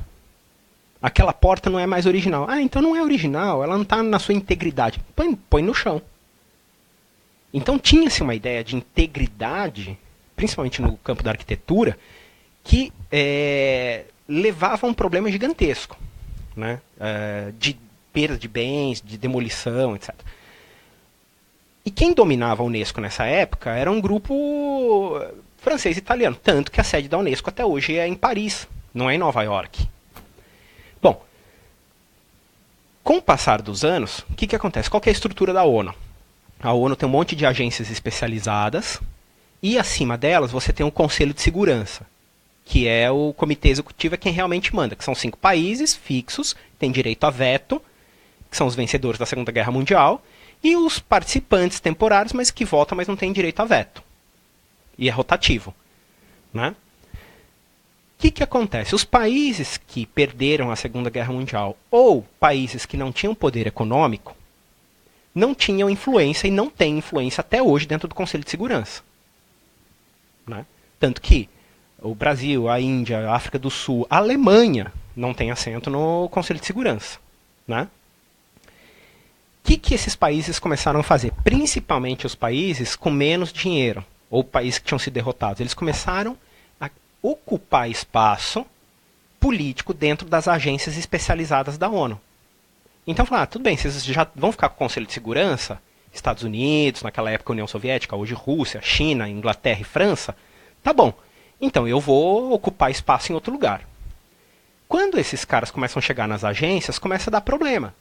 Porque essas agências elas têm políticas que foram buriladas dentro de uma mentalidade europeia e que resolviam problemas europeus. Então, por exemplo, quando os japoneses chegaram na Unesco, e os japoneses foram muito importantes na trajetória da Unesco, tinha um problema gigantesco, porque por esse critério de originalidade, eles não poderiam reconhecer nenhum templo shintoísta ou budista como patrimônio da humanidade, porque esses templos eles são, de tempos em tempos, demolidos e construído outro. Então, se eu estou adotando o princípio de originalidade, tem um templo japonês que tem 3.000 anos no mesmo lugar. Ele foi reconstruído 50 vezes ao longo da história, mas ele não é original. Então não enquadra. Aí chegava na África, né? Arquitetura de adobe, né? De barro. Puta, mas cadê a talha? Cadê a assinatura do arquiteto? Sei lá, o cara construiu isso aqui há, 2.000 anos. Então tinha uma dificuldade gigantesca de enquadrar essa diversidade. Então a Unesco ela foi sendo pressionada por esses países a ampliar a concepção de patrimônio, a ampliar suas políticas, a ter um entendimento mais diversificado. Bom, nos anos 90 houve uma mudança, porque daí os caras chegaram e falaram assim, tá bom, a gente está mudando a política, a gente acrescentou mais uma caixinha, aí agora tem o patrimônio imaterial, eu fui da primeira geração, né, dentro das equipes do IPHAN, de fazer registro de patrimônio imaterial, a gente não sabia como é que fazia aquilo. Falei assim, puta, mas como é que eu vou fazer? Eu vou pegar o maracatu, vou taxidermizar todo mundo, botar num museu, né? Vou empalhar os caras, né? põe no formol todo mundo. Porque a gente tem conhecimento acumulado para lidar com pedra. É o que a gente costuma falar da política de pedra e cal. Né? A política de pedra e cal a gente sabe fazer há 150 anos. Mas a gente não sabe como é que lida com gente. Né? Gente sempre é mais difícil. Né? Então, aí o que acontece? Apesar dessas caixinhas da Unesco terem sido ampliadas, continuava dando problema. Ah, mas isso enquadra, isso não enquadra, não sei o quê. E aí tinha umas situações bizarras, né, que hoje seriam praticamente impensáveis. Nos anos 70, por exemplo, dentro daquela coisa da Guerra Fria, 60 para 70, havia uma disputa para saber qual dos países, né, os Estados Unidos e a União Soviética, ia exercer influência em cima de determinado país. Bom, Egito, né, sob governo dos militares, precisava construir uma usina hidrelétrica no Nilo, numa determinada catarata. Só que para construir essa usina, né, um dos principais templos, o templo de Ramsés, ele ia ficar completamente submerso. Aí o que a Unesco fez? Bom, e aí estava lá os Estados Unidos e a União Soviética, né, no leilão para saber quem é que ia levar a influência egípcia, né, quem é que ia botar o pé dentro do Egito. Bom, diante dessa encrenca toda, a Unesco organizou uma força-tarefa internacional e fizeram um troço absolutamente impensável. Cortaram o templo em pedaços, que nem um jogo de Lego, e levaram ele acima, para ele ficar fora da área de inundação, e remontaram ele lá. Né? Com um único problema, né? Porque eles fizeram os estudos astronômicos, isso, aquilo, etc. Porque todo ano, no dia do aniversário do faraó, o sol ele entrava pela porta principal do templo e iluminava a estátua do faraó. Ele continua fazendo isso, mas ele ficou torto. Né? Ele ficou um pouco torto, assim, então pega um pouco a cara do faraó de lado, assim. Né? Então, aí os caras começaram a pensar que talvez não fosse uma ideia muito boa, né, você descolar os bens culturais dos lugares onde eles foram produzidos. Essa discussão começou lá atrás. Né? Então, talvez não seja uma boa ideia. Né? Nos anos 90, no amadurecimento dessa ideia, a Unesco ela mudou o critério. Então, ela deixou de ter as categorias para ela ter critérios de seleção. Então, assim, para você ser reconhecido como patrimônio da humanidade, você precisa ser algum evento espetacular dentro da sua área, ser uma construção fenomenal que encarna os princípios e as ideias de um determinado estilo, tem que ser uma manifestação humana única e singular. Então ele tem critérios, acho que são 10. Para você ser reconhecido como patrimônio da humanidade, você tem que ter 5 de 10. É que nem vestibular, né? Você não precisa gabaritar, né? Basta ter a nota de corte. Né? Então, sim, atingiu nota de corte, beleza. O parecer do comitê da Unesco é positivo, vai para a Assembleia Geral, né, da Unesco e reconhece ou não como patrimônio da humanidade. Nesse critério, passou a surgir, nesse novo sistema, surgiu a figura do que é a paisagem cultural. O que é a paisagem cultural? É a somatória, é a dimensão espacial apropriada e transformada pela ação humana. Então, o que acontece? Por exemplo, Cuba, os cafezais de Cuba. Né? Então tem ali uma questão da paisagem, tem uma questão dos hábitos, das manifestações, das festividades, etc., que ocorrem naquele território, de construções antigas. E tudo aquilo faz parte de uma coisa super complexa que na realidade é uma só. Porque aquilo é testemunho de uma forma de existência da humanidade num determinado tempo e espaço. Então aí surge essa figura da paisagem cultural. A ideia do Varini é justamente como que eu transformo isso num museu. A primeira discussão sobre isso, que antecede, né, a questão do museu do território, é o museu a céu aberto. Porque daí, por exemplo, sítio arqueológico era um problema, né? O que eu faço com o sítio arqueológico? Eu escavo tudo e levo para dentro de um museu? Pô, mas aquilo era importante ficar naquele espaço. E as paredes? E os mosaicos no chão? Né? E o rio? E os dutos? E tudo mais que faz parte daquilo? Como é que eu musealizo isso? Então começou a se pensar que objetos a gente pode retirar. Mas tem uma dimensão estrutural desse conjunto que não é possível ser desmobilizada. Então, aí surgiu essa discussão, também lá nos anos 80, 90, sobre museu a céu aberto. E essa confluência de museu de céu aberto, mais paisagem cultural, mais mudança dos critérios da Unesco, de reconhecimento de patrimônio, etc., redundaram, por fim, na criação desse conceito do museu de território, que nada mais é do que a ideia de você entender um território todo, com a sua paisagem, com as suas manifestações, com a própria população, com os seus bens edificados, com as suas festividades, etc., etc., como um grande complexo. Mas não é uma ideia sem seus problemas, né? Agora mesmo, lá no caso de Mariana, tem uma discussão, porque eles querem criar um museu de território. E aí o que eu sempre falo para eles mas é um museu de território da cultura caipira mineira ou é um museu de território do desastre? Né? É uma questão fundamental. Para mim, só faz sentido se for um museu do desastre. Porque que memória que eu estou querendo guardar? Senão, né?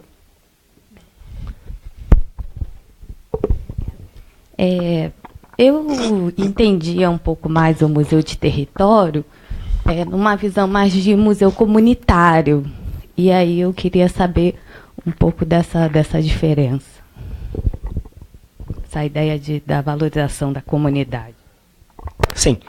Uma das questões é justamente essa. Como eu estou lidando com comunidade, e eu estou falando de um território, eu não estou falando de um edifício, ou de uma instituição específica, muito da ideia do território, e aí entra uma outra vertente que também influenciou muito, que é a ideia, que é o ramo do que eles chamam de arqueologia colaborativa, ou arqueologia social, na qual você envolve a comunidade desde o trabalho de pesquisa até a operação daquilo no futuro. Porque o que acontece? É claro que, infelizmente, na academia, as pessoas elas têm um problema de apego, né? Tem gente que parece possessão, né? O cara chega, ele invade, toma um tema, toma um negócio e o cara não larga daquilo, né? O cara morre embaraçado e depois fica assombrando aquilo. Então, é que nem lá no museu. Então, o problema do Toné, né? Tanto que a Solange falou umas 50 mil vezes do Afonso Toné. O Toné é um fantasma pra gente, né? Eu falo assim, gente, vamos chamar um pai de santo, vamos cantar pra subir esse homem, né? O cara tem que sair daqui, né? Larga o osso. Então, tem um problema, né? Na gestão dos bens culturais, que é o desapego. Você chega, estrutura um projeto, organiza e sai fora. Vai cuidar da vida. A comunidade que tem que gerir aquilo. Então, sim, tem uma dimensão no Museu de Território que depende fundamentalmente do envolvimento da comunidade e da capacitação da comunidade para duas coisas. Para a gestão do sistema e para o aproveitamento e desdobramento desse sistema em atividades de geração de emprego e renda, capacitação técnica, educação patrimonial, enfim. E aí entendendo, e aí a gente volta àquela conversa, né, que eu estava falando agora há pouco, que é o uso dos bens culturais como vetor de desenvolvimento social. Sim, se eu estou mobilizando isso, se eu estou mexendo com isso, isso tem que servir para alguma coisa. Não é... A gente tinha uma visão antiga, né, muito elitista, né, da fruição dos bens, né, que era aquela coisa do museu, né, que é o que o Claudinei falou ontem. Você precisa se elevar para poder entrar no museu, né? Tem um caso curioso aqui no prédio da Caixa mesmo, né? Tem a exposição do Rugendas. Se vocês não foram ver, vão, porque Rugendas é um desses caras que realmente valem a pena e é importantíssimo, né? Mas você entra, tem o quê? Tem um pianinho tocando de fundo, né? Parece que você está num piano bar, né? Tomando um drink, né? No final de tarde, né? Por quê? Porque é uma ideia da erudição, né? É a ideia de que você precisa se elevar. Aí eu até brinquei com o Claudinei, né? A gente estava visitando ontem, eu falei assim, puta, podia botar um funk aqui, né? Assim, imagina, né? Ia ser uma experiência, no mínimo, curiosa, né? O cara ver a exposição do Rugendas escutando Jojo Todinho, né? Assim, cara, porque, assim, mas a gente tem uma concepção, né, de cultura que, como disse o Claudinei, muitas vezes, como disse a Araci Amaral, a arte é inimiga do povo, ela se comporta como inimiga. Então, a ideia do Museu de Território é uma tentativa de criar uma metodologia para inverter esse jogo, E você trazer a comunidade como gestor. É claro que, assim, e falando tecnicamente de quem passou em dezenas de projetos, trabalhar com comunidade é muito difícil. Trabalhar com as comunidades é sempre um trabalho inglório, né? Você às vezes passa anos num determinado contexto e a coisa não anda. Às vezes você dá o sangue, etc. E tal, e quando você vê a comunidade não está interessada naquilo e você não tem... Uma vez eu arrumei uma briga com um arquiteto porque ele estava fazendo plano diretor para uma cidade no interior do Paraná que ela tinha sido uma antiga mina de carvão. Aí a mina esgotou e foi desativada, a cidade mudou de perfil, eles estavam num processo de requalificação da cidade, chamaram para fazer o plano diretor. E esse arquiteto propôs transformar essa mina num memorial. Só que no plano diretor, nas audiências públicas, a comunidade decidiu que ela queria enterrar a mina e transformar num parque. E aí ele pegou e falou assim, isso é um exemplo, que o brasileiro não valoriza a sua história, que o brasileiro é ignorante, porque o brasileiro... Eu virei para ele e falei, Renato, quem é você para dizer o que as pessoas têm que lembrar ou não? Eu falei assim, as pessoas têm direito ao esquecimento, inclusive de memórias traumáticas. Que volta ao problema, é uma discussão, por exemplo, hoje para transformar Mariana ou a área do desastre num memorial, ou num museu de território, ou seja lá o que for. Eu preciso entender que memória é essa que eu estou operacionalizando. Mas a gente tem uma visão completamente acadêmica, elitista, arrogante pra caramba, de que a comunidade, que todo mundo... Então, é uma possibilidade que você chegue na comunidade com uma proposta dessa, apresente, etc., e a comunidade não esteja afim. E ponto final. Não é que ela é ignorante, não, porque quando ela entender, ela vai mudar de opinião. Não, pode ser que ela entenda plenamente e vai continuar achando aquilo. Não, eu não quero saber de nada disso. Sabe, eu quero posto de saúde. Eu tive uma briga também no IFAM na época do... Estava cuidando das usinas do Rio Madeira. Né? São aquelas coisas, né?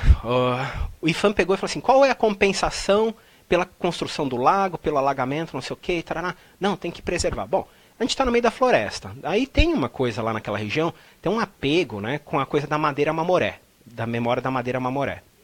Aí os caras, não, tem que construir um memorial para madeira mamoré, tem que construir não sei o quê. E aí o IFAM determinou que tinha que retirar não sei quantas centenas de quilômetros de trilho para preservar. Eu falei assim, gente, guarda um. Não precisa guardar, você vai fazer o quê? Vai derreter os trilhos? Para que precisa guardar 600 quilômetros de trilho? Trilho é tudo igual. Trilho é trilho, guarda um. Né? Das casas, não, mas precisa... Bom, construíram um galpão para empilhar trilho, porque eram os trilhos da madeira mamoré. Né? E tinha uma estaçãozinha que ficava numa comunidade mega pobre, hiper pobre, miserável. Que para esses caras irem para o médico, eles precisavam pegar carro e ir para Rio Branco, assim, assim, tipo 3 horas de viagem. E os caras falam assim, o IFAM, a gente determina que crie nessa estação ferroviária, que era da Madeira Mamoré, um centro cultural. Aí eu falei assim, vai ser depredado. Aí os caras falaram, não, como assim? Eu falei assim, se eu fosse morador dessa cidade, eu depredaria. Eu falei assim, eu preciso de posto de saúde e você me enfia um centro cultural na goela? Sabe?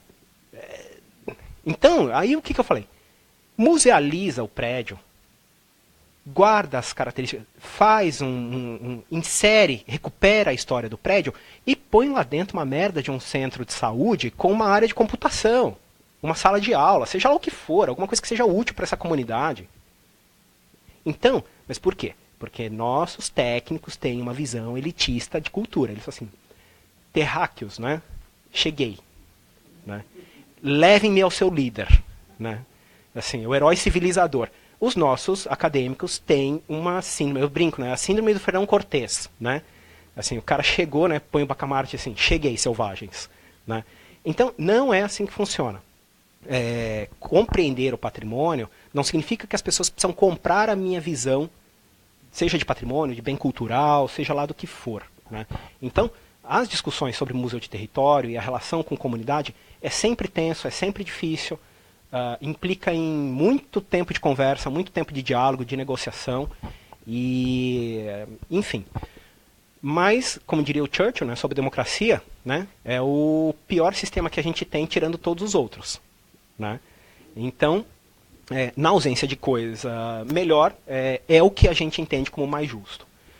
Bom, dentro daquele ciclo que eu estava falando para vocês, gente, deixa eu ver que horas são, que eu vou me perdendo aqui, 8h30, tá. Essa etapa de comunicação, né, que é onde entram as exposições, etc. e tal, elas têm uma função fundamental. Elas fecham o ciclo. Porque uma das coisas que eu tenho dito, diante desses problemas todos que a gente tem tido nos museus, no Santander, no MAN, depois no MASP, etc., é que nós passamos anos falando para a gente mesmo. Ou, como diria o Claudinei, né, pregando para convertido. E, invariavelmente, é claro, se tem uma técnica interessante, que um dos nossos colegas, né, nesse projeto de Mariana, é um professor daqui da UERJ, né, especialista em valoração de danos, o Ronaldo Cerô da Mota. E aí outro dia eu estava conversando com ele e falando como é que a gente vai valorar, né, o dano, etc. E tal. E ele falou assim, bom, tem um método que é você chega para a população, e foi um método que ele usou antes das Olimpíadas, porque o governo do Rio de Janeiro queria construir 5 museus para as Olimpíadas. Né? E o Banco Mundial chegou e falou, ó, tem dinheiro para 2. Vocês têm que escolher. Bom, daí chamaram o Ronaldo para desenvolver uma pesquisa e saber como é que ia ser feito isso. Bom, aí ele pegou e uma das técnicas que existe para valoração é você chegar para uma pessoa e falar assim, a gente está querendo construir um museu. Você estaria disposto a pagar mais 5 centavos na sua passagem de ônibus para ter esse museu? 5 centavos? Tá bom. Né? Ok, eu topo. E se for 10 centavos? Já é o dobro, né? Talvez, né? Não, vai lá. E se for 50 centavos a mais? Opa, pera lá. Né? Então, uma das técnicas utilizadas para valorar o quanto que uma determinada coisa é importante para uma determinada comunidade ou sociedade é você fazer esse tipo de teste. Existem outros, e é bem mais complicado do que isso, porque isso envolve clusters, né, grupos de acompanhamento, pesquisa, questão de faixa etária, é sofisticado. Mas a rigor é mais ou menos isso. Né? Então, bom, diante dessa pesquisa, fizeram lá, etc., e aí chegaram à conclusão de que ia ser o MAR, ia ser o Museu do Amanhã. Né? E caíram por terra o Museu da Bossa Nova, que era uma das propostas, e tinha outras duas que eu não lembro o que eram. Né? Porque socialmente não era importante. Ou eram menos importantes do que esses outros, percebidos por essa determinada metodologia. Né? Então vamos colocar as coisas, né? Evitar um pouco a palavra importante, né? Mas eles eram menos valorados por essa comunidade dentro dessa metodologia, etc. e tal. Bom, então, enfim, essa questão de comunicação, ela é importante para você perceber o quanto que essa sociedade entende e o quanto que ela valora ou não aquilo. E se a gente não se comunica, essa discussão fica muito mais truncada, muito mais difícil, e você se coloca numa posição muito mais frágil. É melhor o museu, o curador, se adiantar à discussão. E ele precisa ter noção. A gente incorre num problema, muitas vezes, que é do curador viver tão enclausurado num sistema. Quem já não foi na abertura de uma exposição, que é aquela coisa assim, tá as obras na parede, tá todo mundo virado de costa, batendo papo, tomando alguma coisa, né? Não sei o quê. Nossa, seu texto, que genial. Nossa, é o melhor texto que eu vi na vida sobre isso, né? Olha essa expografia, olha essa luz, né? Não sei o quê. Gente, assim, o cara tá cagando porque tá na parede, né? E aí na semana seguinte ele vai em outra. E se você mapear ao longo, e aí cruzando com o dado do IBGE, né? De quantas pessoas, quantos brasileiros, qual a porcentagem do brasileiro que vai a museus e exposições, você vai descobrir que são sempre as mesmas pessoas. E que um fica falando, você fez a curadoria, nossa, sua curadoria é genial, mas semana que vem eu quero que você vá na minha para falar que a minha é genial também. Então, enquanto a gente pregar para convertido, enquanto a gente falar só com a gente mesmo, a coisa não vai caminhar e a gente vai se colocar cada vez mais numa posição frágil e de justificativa frágil diante da sociedade. O microfone.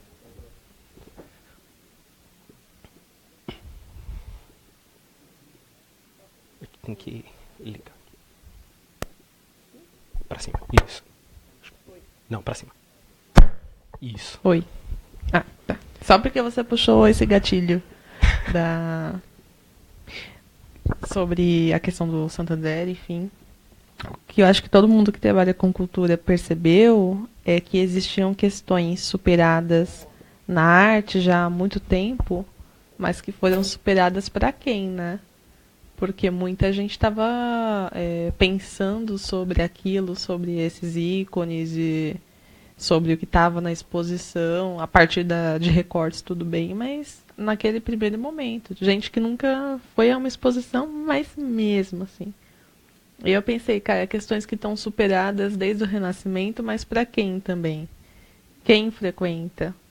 E aí a fala que a gente teve na primeira expositiva, que foi que os visitantes do Museu do Ipiranga achavam que o pintor pintou o Bandeirante. Tipo, naquele momento, o Bandeirante estava posando pro cara. Isso é muito verdadeiro, né? A gente criou-se uma bolha em torno das artes, desse protecionismo, que a gente não consegue mais perceber que a sociedade realmente não frequenta esses espaços para compreender.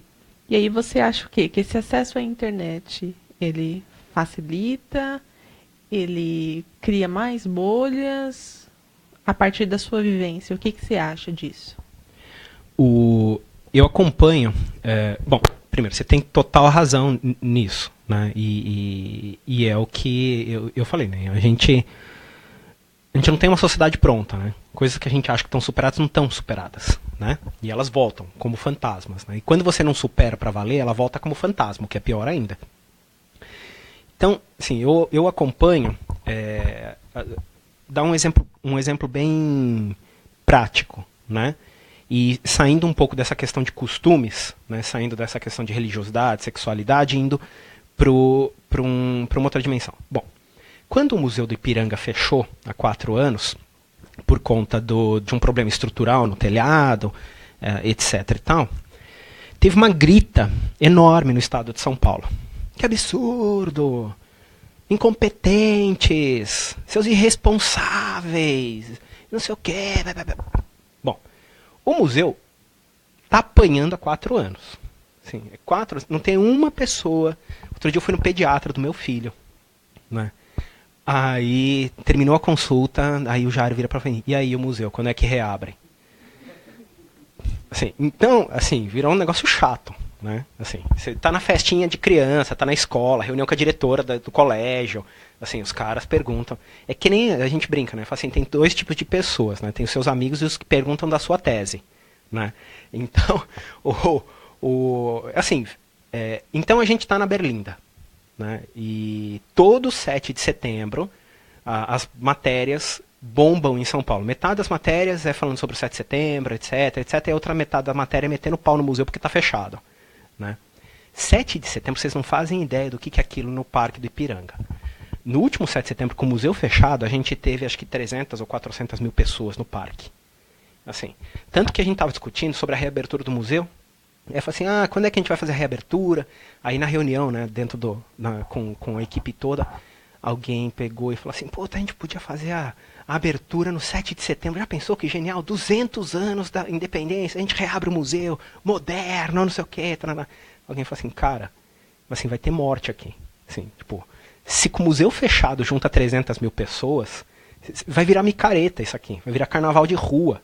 Assim, não dá, esquece. Né? Não tem a menor chance.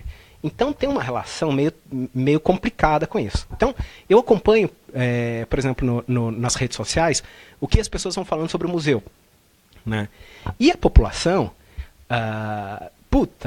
fala cada coisa assim, que é de arrancar os cabelos. Né? O que acontece?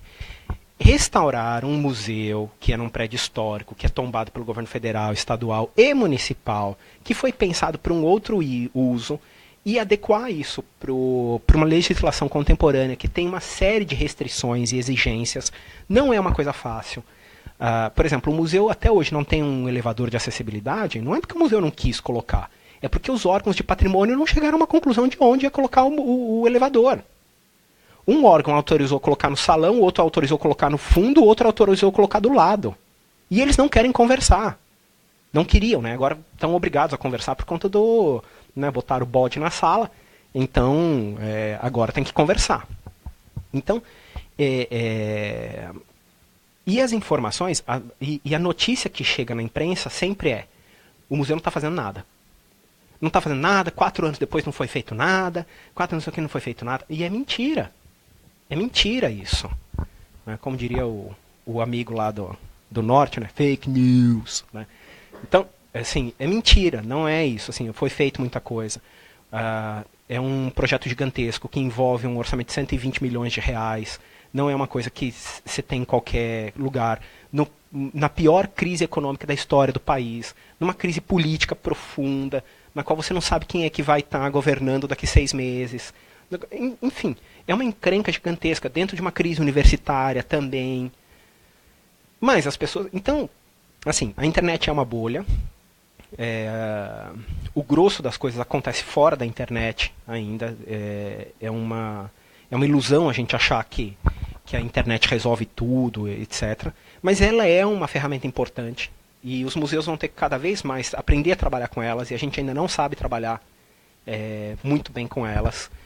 E uma coisa que eu digo é o seguinte: a nossa velocidade de resposta não tem sido suficientemente boa. Enquanto os caras estão discutindo cloud computing, big data, etc. e tal, ou computação cognitiva, a gente ainda está discutindo banco de dados. Assim, é um abismo entre uma coisa e outra.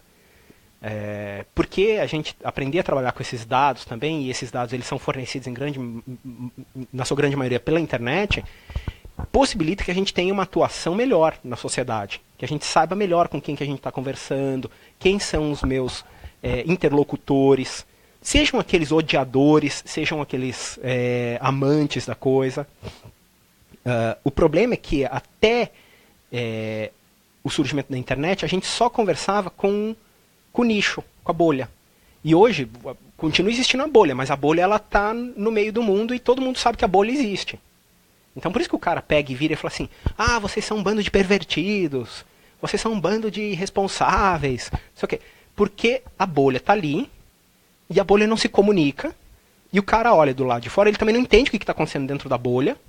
Né? Então esse é um dos maiores desafios assim, para o futuro dos museus e mesmo da arte, que é você conseguir abrir canais de comunicação diversos e entender que hoje eu não converso mais só com o cara que domina meu jargão, que domina meus conceitos, que concorda comigo, né? Eu vou ter que discutir às vezes com um cara que acha que realmente o fato de eu ter desenhado, sei lá, um Cristo com uma roupa indiana é um desrespeito, que aquilo é uma heresia, não sei o quê. Eu vou ter que conversar com ele. Eu não posso fingir que ele não existe. E durante muito tempo a gente fingiu que esses caras não existiam. Né? Bom, aqui cada uma desses projetos levou a gente a uma proposta, a uma exposição diferente, com uma característica muito clara e com objetivos muito claros do que a gente queria comunicar e de como. Né? Então, ali em cima são Inhambiquaras, né? Aí Juazeiro do Norte, essas duas, a Sala dos Milagres, ali em Alagoas, né, a gente encontrou um senhor construindo um saveiro dentro de uma palhoça, né, dentro de um telhado, né, de palha. E aí a gente viu e falou: nossa, que fantástico, um velhinho, tinha 80 e tantos anos, construindo sozinho aquilo. Né? E aí eu falei assim: mas cadê o projeto? Né? Onde que está o projeto? Né? Daí ele pegou, limpou o chão, assim, pegou o dedo e desenhou o projeto com o dedo assim, no chão. Então, aí a gente chegava: bom, o que eu faço com isso depois? Né?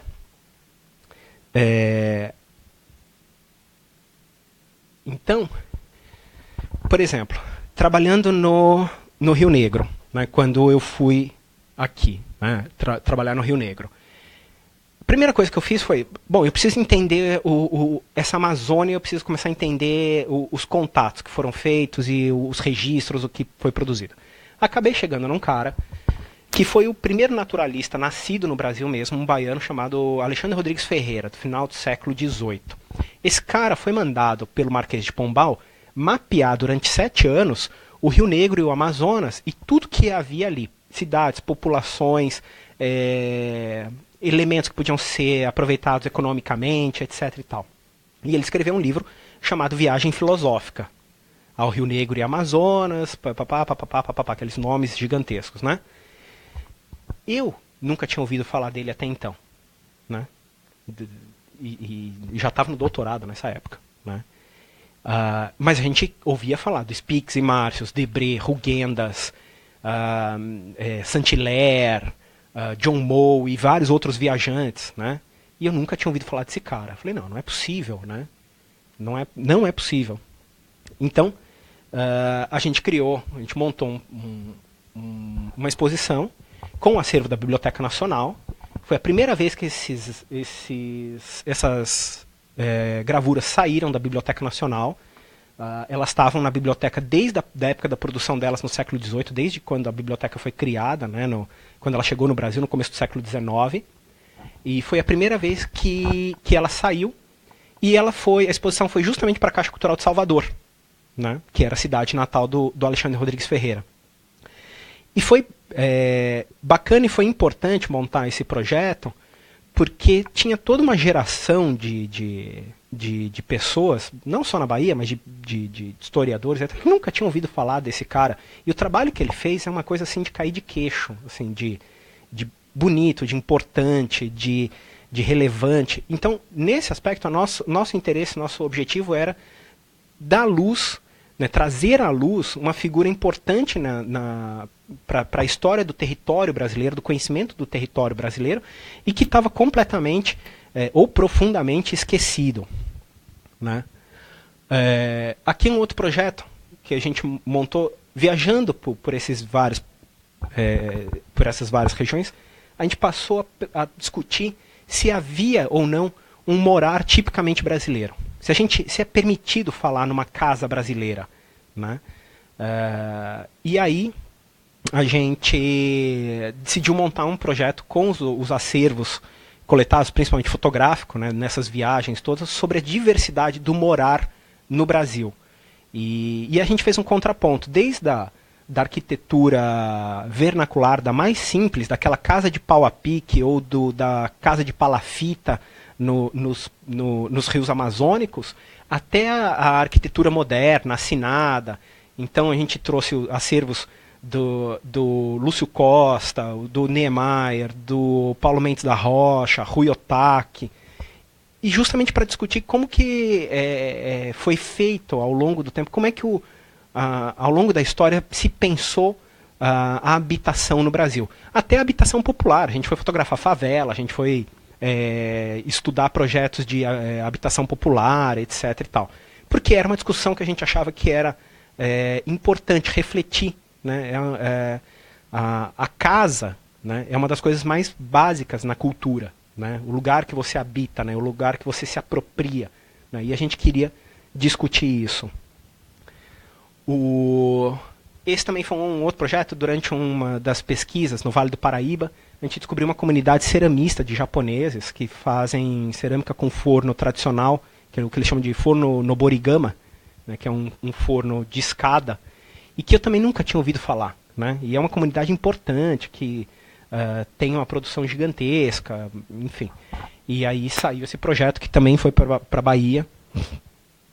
E esse é o projeto que queria me deter um pouco mais, e que acho que foi um projeto que foi indicado 2 vezes para o Prêmio Rodrigo de Melo Franco.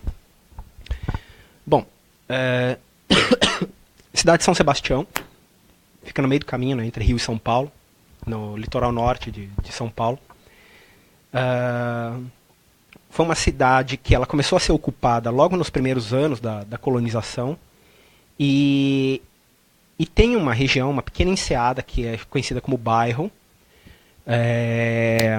E nessa comunidade se estabeleceu um convento carmelita, e do lado do convento uma fazenda, no princípio de açúcar, e isso lá no século XVII.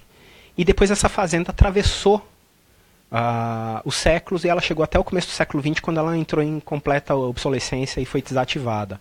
No último período ela plantava café, né? Era produzido café ali. E, obviamente, uma fazenda mantida com mão de obra escrava.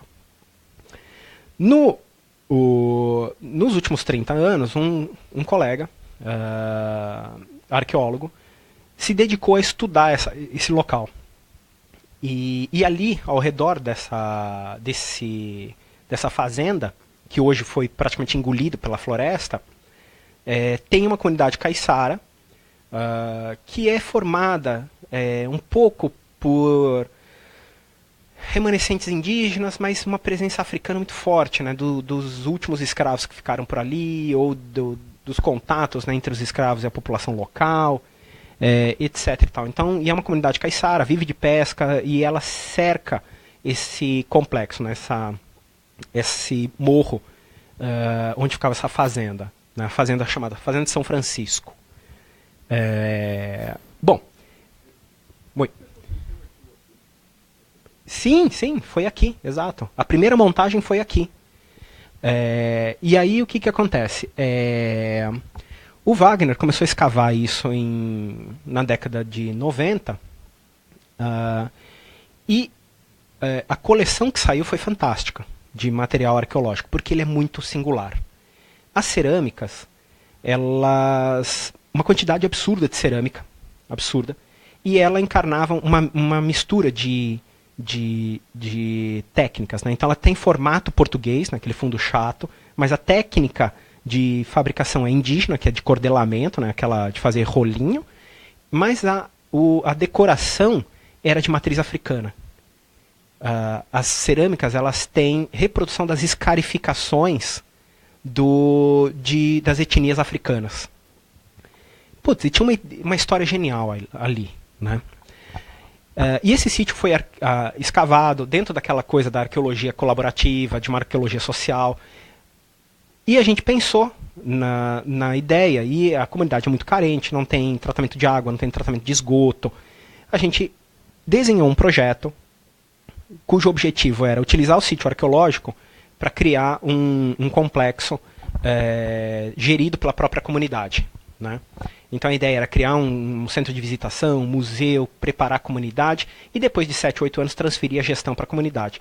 Um pouco dentro do que é a lógica do Museu de Território, né? E a gente foi buscar recurso no BNDES para isso.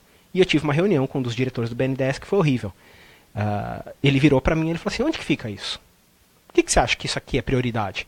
A gente tem 10, 15 outros bens brasileiros na frente. Só de igreja mineira eu tenho 7, 8 pedindo recurso. E onde que está a sustentabilidade do projeto de vocês? Eu falei, mas a gente quer capacitar a comunidade, a gente quer criar um turismo receptivo para as pessoas ficarem na casa desses caiçaras, a gente quer criar um turismo de natureza, etc. E tal. Então a ideia é que o projeto seja autossustentável. Eu falei assim, além do mais, onde é que está a sustentabilidade numa igreja do barroco? Daí ele falou, você não sabe, de repente eles estão alugando a sacristia? Aí eu ouvi isso, né? Bom, é o que é, né? O BNDES, os órgãos federais, né? Provavelmente a gente não tinha uma malinha do lado, enfim. Bom, aí eu saí pistola dessa reunião, eu fiquei puto. Daí eu falei assim, tá bom, vocês não sabem onde que é São Sebastião? Então a gente vai mostrar para vocês onde fica São Sebastião, né? E o que é o sítio São Francisco. Foi aí que a gente começou a desenhar essa exposição. Então a gente reuniu, aqui é o convento, né? E o sítio arqueológico é naquela montanha ali atrás. Aqui são as fotos do sítio arqueológico. Ele é gigantesco, ele é lindo. Ele fica incrustado na montanha, você tem uma vista de toda a enseada, né, de Ilhabela, que está lá no fundo. E a gente tem uma série de desconfianças, a gente acha que talvez os donos fossem cristãos novos, porque a sala principal ela foi construída no formato de uma sinagoga, e o símbolo da família era um lírio de São Jacinto, que ele é uma estrela de Davi. Então tem uma história gigantesca. A gente acha que era uma fazenda que não era de produção, mas era de tráfico de escravos, porque a área mortuária, né, a área de sepultamento é muito grande perto da área de produção. Enfim. E aí a gente desenhou esse projeto. E ele foi aprovado pela primeira vez para ser montado aqui na Caixa do Rio, aqui na Galeria 2. Né? Depois disso, ele teve mais 5 montagens. Né? Foi Rio de Janeiro, Salvador, Recife, São Paulo, São Sebastião, por fim, que foi quando a gente desmobilizou a exposição. E quando a gente montou aqui a primeira vez, eu falei que eu ia mandar fazer um outdoor para colocar no teto aqui do prédio, né? Que dá de frente com o BNDES. Né? Colocar São Sebastião, fica aqui, filho da... Então, mas a gente conseguiu uma visibilidade para a comunidade, uma visibilidade para o bem cultural, para aquele complexo todo, gigantesca. Né?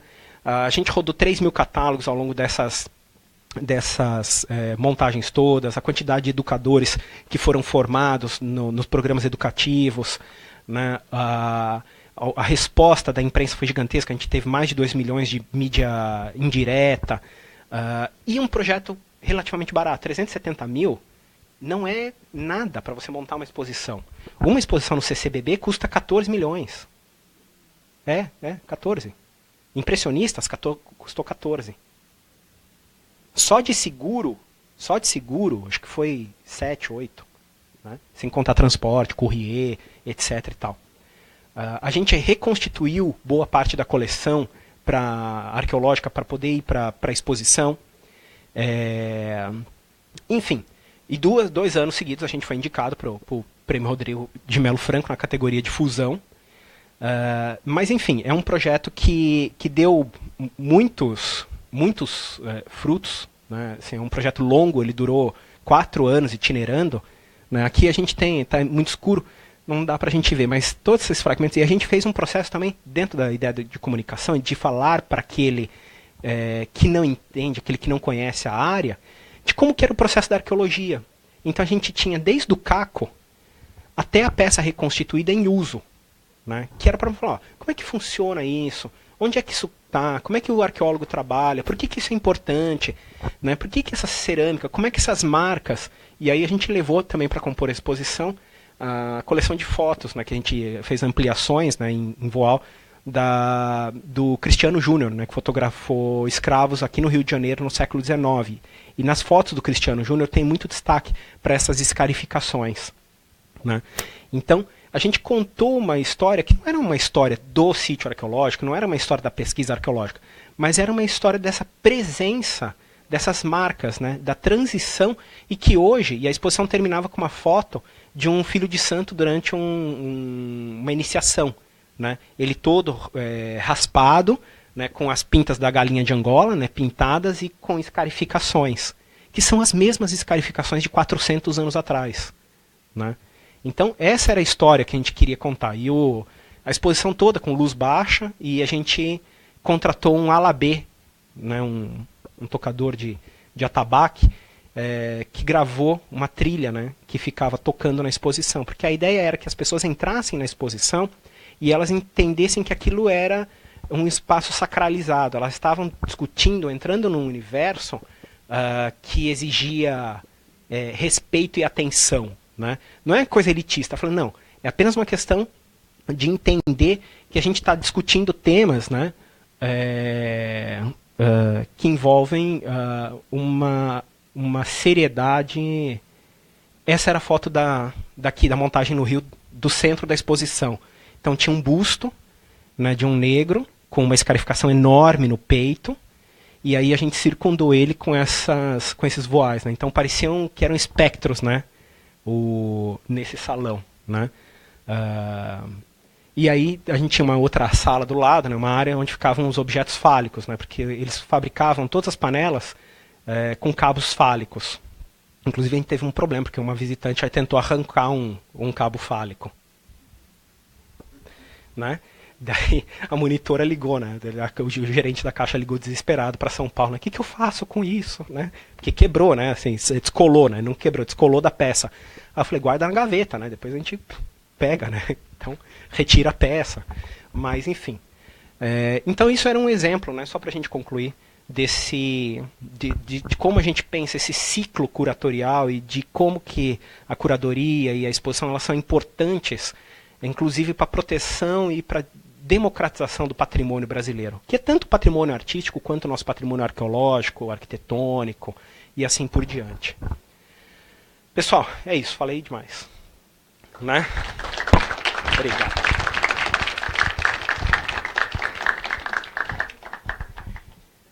E daqui a pouco vão expulsar a gente daqui.